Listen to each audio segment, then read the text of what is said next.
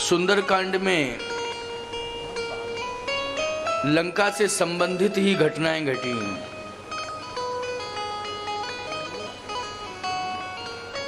और सबसे बड़ा राक्षसों का विनाश जो हुआ है वो सुंदरकांड में ही हुआ है। यूं कहना चाहिए कि 75% राक्षस यदि मारे गए तो वो सुंदरकांड में ही मारे गए, और अकेले हनुमान जी ने ही मारे, मात्र हनुमान जी और कोई नहीं। सुंदरकांड में जितने भी राक्षस 75% मारे गए वो किसके हाथों से मारे गए? श्री हनुमान जी महाराज के हाथों से। लंका कांड में तो 25% राक्षस, और उसमें भी भगवान राम का बल जुड़ा है, लक्ष्मण जी का भी बल जुड़ा हुआ है, और वानरों का भी बल जुड़ा हुआ है।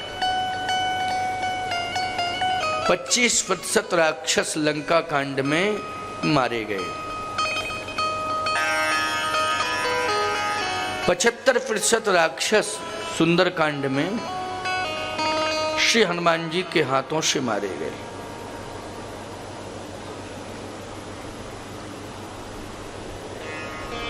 सुंदरकांड ही नाम रखा गया, किसी नगर का नाम नहीं, किसी घटना का भी कोई नाम नहीं। इतनी बड़ी घटना घटी कि आग लगी पूरी लंका में, तो भीषण अग्निकांड, बहुत बड़ा कांड हुआ अग्निकांड। लेकिन ना तो समुद्र कांड ना अग्निकांड, इसका नाम सुंदरकांड रखा। इस कांड से कोई घटना का भी मूल रूप से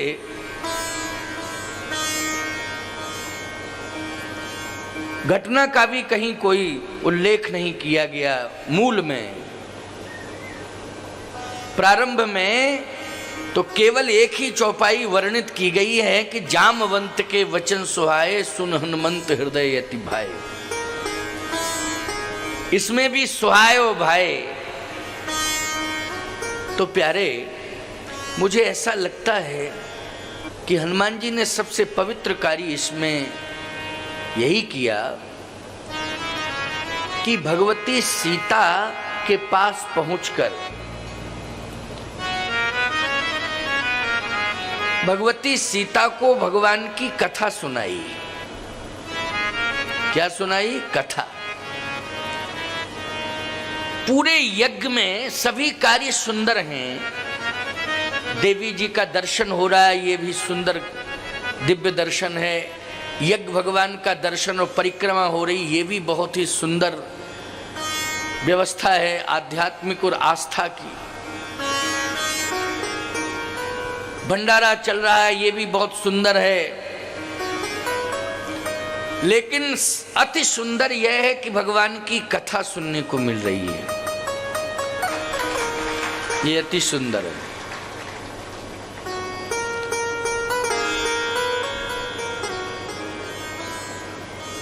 लंका में हनुमान जी ने ही सीता जी को कथा सुनाई, और कोई कथा सुनाने पहुंचे ही नहीं। क्यों भाई? कथावाचक तो विभीषण जी भी हैं, ऐसी बात नहीं। विभीषण जी महाराज भी बहुत अच्छी कथा सुनाते, लेकिन विभीषण जी महाराज ने भी कथा नहीं सुनाई। विभीषण जी ने लंका में किसी को भी कथा नहीं सुनाई। विभीषण जी ने तो लंका में रह करके भजन किया है। क्या किया है? भजन। जबकि कथावाचक हैं, बहुत अच्छे कथावाचक हैं विभीषण जी, लेकिन भजन किया। क्यों? लंका में कोई कथा सुनने वाला था ही नहीं। विभीषण किसे कथा सुनाता? लंका में कथा सुनने वाला कोई था ही नहीं। और लंका में कथा सुनने वाली भगवती सीता थी, तो विभीषण सीता जी के पास पहुंच नहीं सकता था, क्योंकि वहां राक्षसियों का पहरा था। रावण जाने में स्वतंत्र था, इसलिए रावण गया था। लेकिन कथा केवल हनुमान जी ने सुनाई सीता जी। मैं एक बात कहना चाहता हूं, ये बरगी नगर सुंदर हो गया।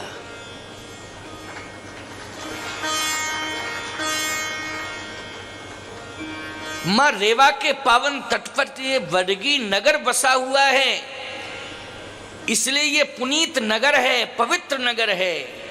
लेकिन पवित्रता के साथ साथ आज ये अति सुंदर हो गया, क्योंकि भगवान की कथा हो रही है और यज्ञ भगवान यहां प्रतिष्ठापित हो चुके हैं। ये अति सुंदर हो गया। और मैं कहता हूं, देश में बड़े बड़े कांड होते हैं, लेकिन आज इस दिव्य मां रेवा के तट पर नवरात्रि के पावन अवसर में यज्ञ भगवान के साथ साथ दिव्य देवियों के विग्रहों का दर्शन हो रहा है। ये सबसे बड़ा सुंदर कांड हुआ है यहाँ। इससे बड़ा सुंदर कांड और क्या हो सकता है? ये सुंदर कांड है, बोलो है कि नहीं? इसे हम सुंदर कांड ही कहेंगे। कोई आपसे पूछे कि क्या हो रहा है, तो ये तो आप कहोगे कि यज्ञ हो रहा है, कथा हो रही है। लेकिन आप ये भी कह सकते हो कि बरगी नगर में इस समय सुंदर कांड हो रहा है। ये सुंदर कांड है। कथा सुनने को मिल जाए, जीवन की यही सुंदरता है। कथा से जीवन सुधर जाए, ये जीवन की सुंदरता है। और कथा के माध्यम से हमें परमात्मा की प्राप्ति हो जाए, यही सुंदर कांड है। आज हनुमान जी को लंका में सीता जी मिली,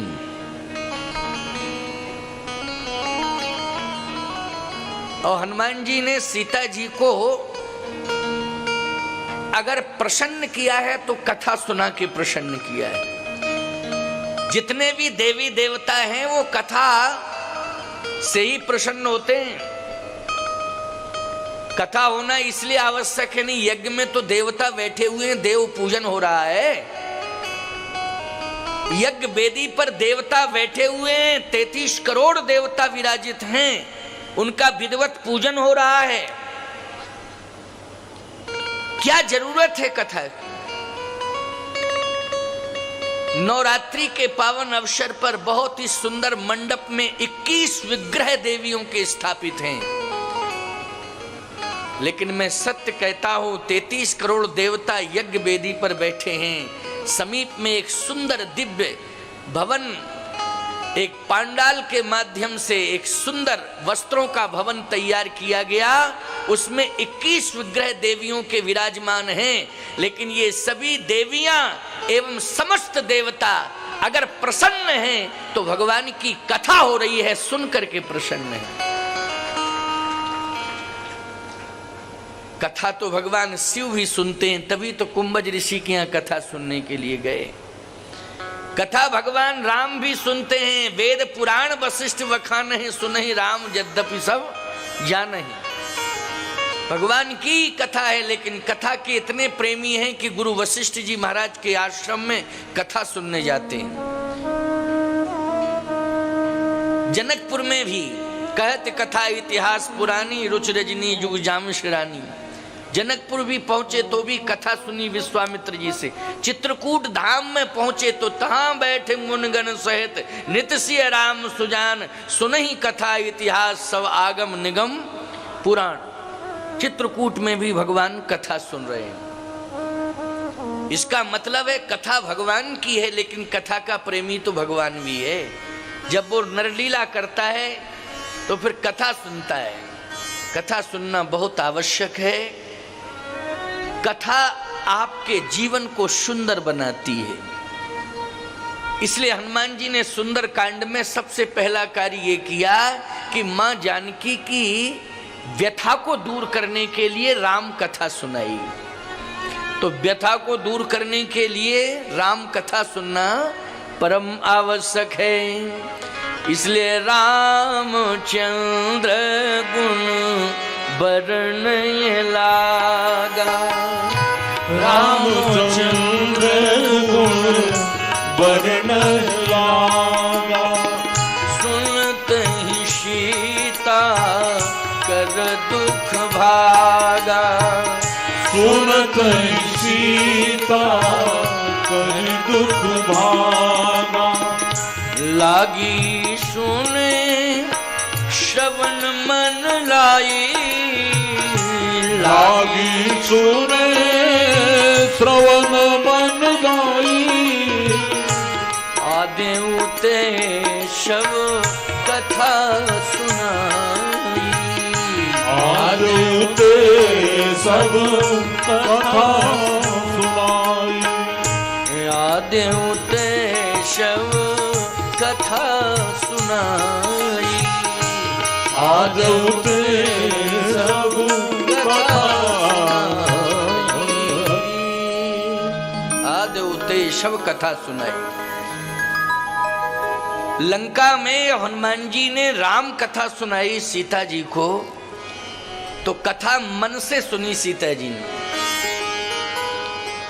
आद्योपांत कथा हनुमान जी की वाणी से श्री किशोरी जी सुन रही हैं, अनुभव कर रही हैं कि मैंने कथाएं तो जनकपुर में भी सुनी, क्योंकि जनकपुर में भी कथाएं होती थी।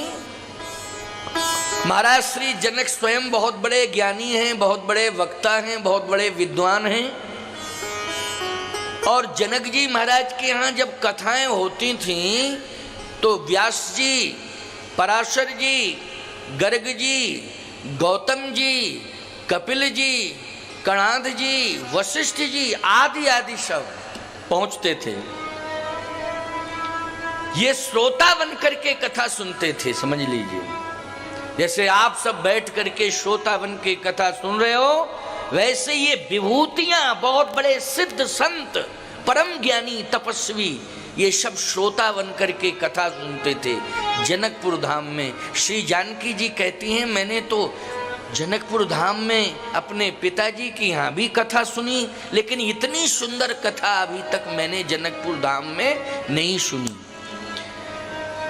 अयोध्या धाम में भी कथा सुनी, स्वयं वशिष्ठ जी महाराज कथा सुना रहे हैं, लेकिन इतनी सुंदर कथा मैंने अयोध्या धाम में भी नहीं सुनी।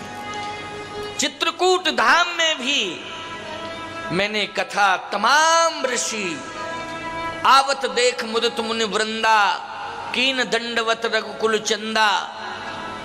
मुनि वृंदा मानी मुनियों का समूह है, हजारों की संख्या में मुनि महात्मा आते, कथा कहते भी हैं, कथा सुनते भी हैं। लेकिन 11.5 वर्ष तक मैं चित्रकूट धाम में रही, ऐसी कथा मुझे चित्रकूट धाम में भी सुनने को नहीं मिली। लेकिन लंका में जहां राक्षस रहते हैं, वहां इतनी सुंदर कथा कहने वाला कौन आ गया? जहां राक्षस ही राक्षस रहते हैं, लेकिन इतनी सुंदर कथा कहने वाला कौन? सोच रही हैं, बड़ी सुंदर कथा। अरे भैया, कथा कहने वाले बड़ी सुंदर कथा कह रहे हो, लेकिन सामने क्यों नहीं आ रहे हो? इतनी अच्छी कथा कहते हो, थोड़ा दर्शन तो दे दो। हनुमान जी कहते हैं माता जी कथा ही कथा सुंदर है, सुनाने वाला तो पूरा बंदर है। कथा ही कथा सुंदर है। जानकी जी ने कहा कथावाचक के रूप पर विचार नहीं करना चाहिए, रूप पर ध्यान नहीं देना चाहिए। अगर आप कथावाचक के रूप पर ध्यान दोगे तो मैं ये मानता हूं कि कथा का प्रभाव आपके जीवन में पूरी तरह से नहीं पड़ सकता है। कथावाचक की वाणी पर ध्यान दो, उसके आचरण को देखो, रूप को मत देखो। अगर कथावाचक के रूप पर विचार करोगे तो याद रखना, अष्टावक्र जी ने महाराज श्री जनक के यहाँ किस प्रकार की टिप्पणी की थी आपने विद्वानों से सुना होगा। और उस टिप्पणी को सुन करके महाराज श्री जनक को शर्मिंदित होना पड़ा था। महाराज श्री जनक जैसे विद्वान को अष्टावक्र की टिप्पणी पर शर्मिंदित होना पड़ा था और क्षमा मांगनी पड़ी थी, क्योंकि वहां रूप को देख करके एक हास्यमय वातावरण हो गया था। अष्टावक्र के रूप को देख करके हास्यमय वातावरण हो गया था। अष्टावक्र जी ने शर्मिंदित कर दिया, जनक की सभा को शर्मिंदित कर दिया। इसलिए संत हो चाहे विद्वान हो, उसके आचरण को देखो कैसा है। जिसका आचरण श्रेष्ठ होगा, चाहे वो संत हो चाहे विद्वान हो, उसी की वाणी में प्रभावोत्पादकता हो सकती है, उसी की वाणी परिवर्तन कर सकती है। केवल व्याख्यान देने से काम चलने वाला नहीं है, लच्छेदार बातें कहने से काम चलने वाला नहीं है, आचरण में भी उतारो। लोग त्याग की बात करते हैं, लेकिन त्याग नहीं है तृण की नोक के बराबर भी। समर्पण की बात करते हैं, श्रद्धा की बात करते हैं, लेकिन तृण की नोक के बराबर भी समर्पण नहीं है ना श्रद्धा है। तो ये लच्छेदार भाषण करने से परिवर्तन होने वाला नहीं है, सुधार होने वाला नहीं है। आज हनुमान जी महाराज जो कह रहे हैं वो करके दिखा रहे हैं। जितना हनुमान जी कथा में कह रहे हैं, उससे ज्यादा तो हनुमान जी के जीवन में कर्तृत्व है। बोलो है कर्तृत्व कि नहीं? और आज सबसे ज्यादा प्रभावित हुई हैं सुंदरकांड में मां जानकी, तो किसकी वाणी से प्रभावित हुई हैं? बोलो, श्री हनुमान जी की वाणी से प्रभावित हुई हैं। क्योंकि हनुमान जी केवल बुद्धिमताम वरिष्ठम ही नहीं है, हनुमान जी जितेंद्रियम भी हैं। इसलिए जो चरित्रवान होता है उसी की वाणी का प्रभाव होता है। ये सुंदरकांड की विशेषता है। जीवन में सुंदर आचरण करो, जीवन में सुंदर बनना है तो भगवान की सुंदर सुंदर कथाएं सुनो। आचरण और भगवान के सुंदर चरित्र सुनने से आपका जीवन कैसा बनेगा? सुंदर बनेगा। और जब कथा सुनते सुनते जीवन सुंदर हो जाएगा, आचरण अच्छा करते करते जीवन सुंदर हो जाएगा, तो जिंदगी भर आपके हाथों से सुंदर कांड ही होते रहेंगे प्यारे, सुंदर कांड ही होते रहेंगे। इसलिए कथा सुनाने से और श्री जानकी माँ के सुनने से और जानकी जी की व्यथा कथा सुनकर के दूर हो गई। इसलिए इस कांड की ये विशेषता है कि ये सुंदर कांड हो गया। अब लंका कांड, लंका कांड में हनुमान जी की कथा से ही विभीषण जी का हृदय परिवर्तन हो गया और लंका छोड़ने का संकल्प ले लिया विभीषण ने। बोलो, किसकी कथा सुनकर के परिवर्तन हुआ? हनुमान जी की कथा सुन के, और लंका छोड़ने का उसने संकल्प ले लिया। लंका कंचन नगरी है, सोने की नगरी है, सोने की नगरी का त्याग करने का संकल्प विभीषण लेता है। बोलो, ये त्याग की पराकाष्ठा पर पहुंचाया है विभीषण को, तो हनुमान जी के वाणी से निकली हुई कथा ने पहुंचाया है। इसलिए कथा बहुत बड़ी उपलब्धि है हम आपके लिए। आज विभीषण राम की शरण में पहुंचा कथा सुन के। कथा सुनकर के मंदोदरी का हृदय परिवर्तन हो गया लंका कांड में। आप कहोगे महाराज कोई प्रमाण है? हाँ, तो लंका कांड का भी मैं प्रमाण दे रहा हूं कि मंदोदरी का हृदय परिवर्तन हुआ। क्या सुन के हुआ? कथा सुन के। हनुमान जी महाराज जब लंका में प्रवेश किए तो उन्होंने संपूर्ण लंका का परिभ्रमण किया। मंदिर मंदिर प्रतिकर शोधा, ये संपूर्ण लंका का परिभ्रमण हनुमान जी के द्वारा हुआ। मंदिर मंदिर प्रतिकर शोधा, देखे जहते अगणित जोधा।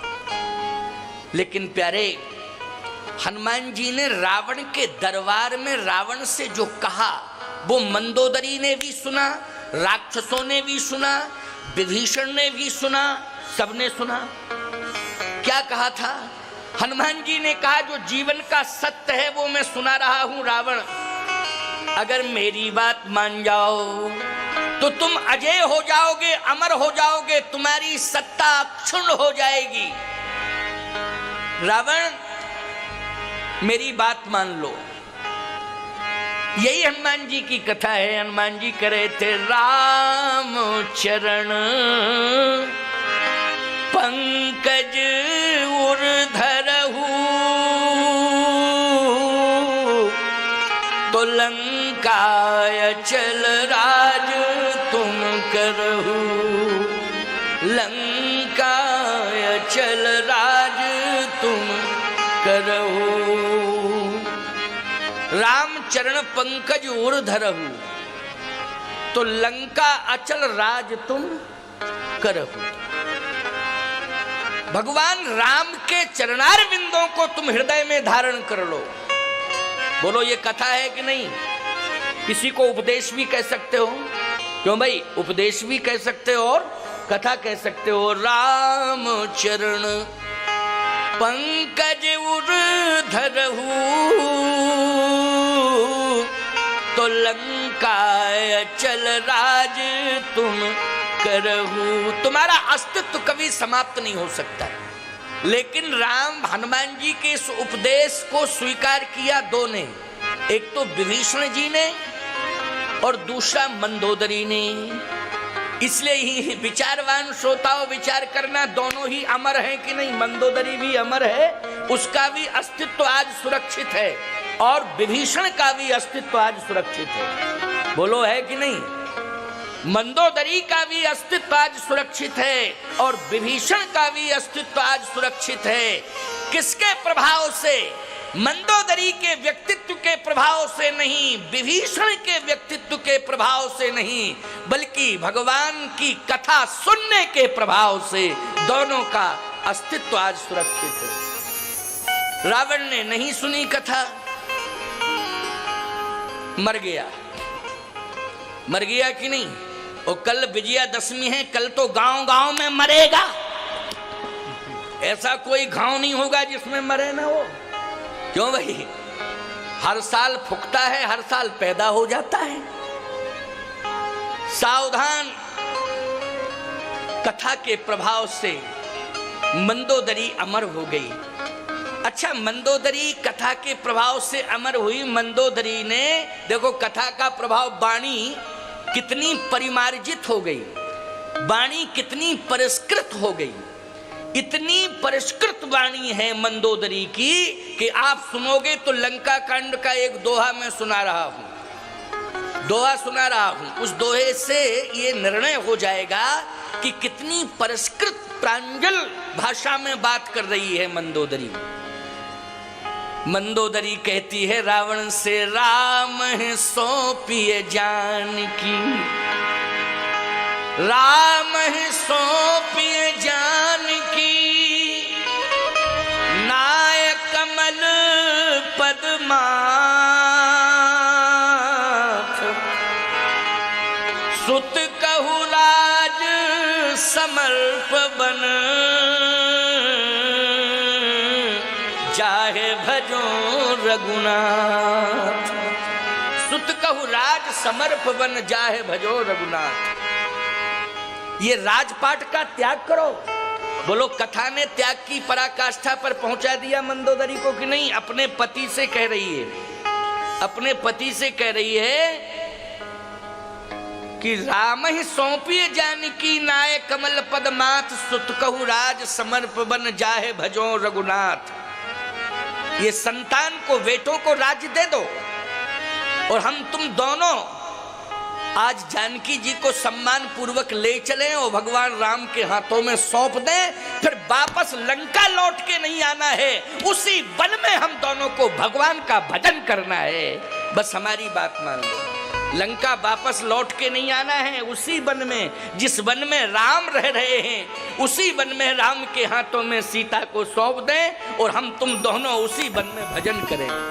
हम तुम दोनों उसी वन में भजन करें। जाहे भजो रघुनाथ, सुत कहु राज समर्प वन, समर्प वन, जाहे भजो रघुनाथ। सोचो जरा, विचार करो। मंदोदरी के हृदय का जो परिवर्तन हुआ, वाणी में जो इतना आध्यात्मिक ओज आया, क्यों भाई? ये किसके प्रभाव से आया बोलो? ये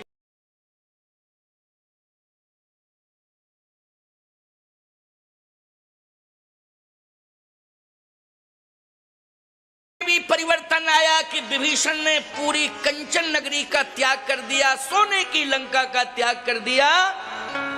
बोलो भाई, ये हृदय परिवर्तन जो हुआ है वो किसके द्वारा हुआ? कथा के द्वारा हुआ। लेकिन कथा किसने सुनाई? हनुमान जी ने सुनाई। और सावधान, जहां जहां भी कथा होती है, आज ये जो कथा हो रही है देवी देवताओं को प्रसन्न करने के लिए तो हो ही रही है, लेकिन मैं सत्य कहता हूं इस कथा के प्रधान श्रोता श्री हनुमान जी महाराज हैं, इसलिए हनुमान जी को ये कथा सुनाई जा रही है। हनुमान जी को प्रसन्न करने के लिए कथा हो रही है। अब हनुमान जी अगर प्रसन्न हो गए तो बोलो चकाचक है कि नहीं? आनंद ही आनंद है कि नहीं है? तो मैं कहना ये चाहता हूं, जीवन में हम सब कथा के श्रोता बने। चलिए, लंका कांड में अगर मंदोदरी की बात रावण मान जाता तो बोलो लंका कांड भी सुंदर कांड हो जाता कि नहीं हो जाता? लंका कांड फिर लंका कांड नहीं रहता, बल्कि सुंदर कांड के ही दो भाग हो जाते, सुंदर कांड 1 और सुंदर कांड 2। ठीक है ना? दो भाग हो जाते कि नहीं? लेकिन लंका कांड इसलिए हो गया कि कथा रावण ने सुनी नहीं और मंदोदरी का सुझाव भी नहीं माना, विभीषण का निवेदन भी स्वीकार नहीं किया, इसलिए लंका में विभत्स कांड हो गए। और इतने